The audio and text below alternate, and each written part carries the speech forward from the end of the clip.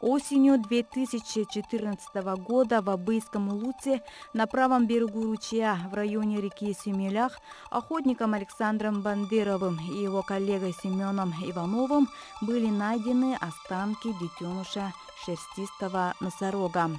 25 февраля 2015 года авторы находки, нашедшие древние ископаемые, в торжественной обстановке передали находку ученым Академии наук Республики для дальнейшего изучения. Первые результаты показали, что возраст носорога около 34 тысячи лет.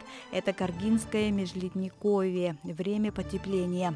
Благодаря этой находке мы узнали, что носороги были покрыты очень густой шерстью. Раньше мы могли судить об этом только по наскальным рисункам, обнаруженным во Франции. Теперь, судя по густой шерсти, можно сделать вывод, что носорожка был полностью адаптирован к холодному климату прямо с малых лет, сообщили ученые. Как видно, шерсть у носорога светло-серого цвета. В хорошем состоянии голова находки. Сохранились уши, глаза, язык. Саша сразу же вошел в разряд уникальных находок благодаря своей сохранности. Аня Васильева, Илья Жараев.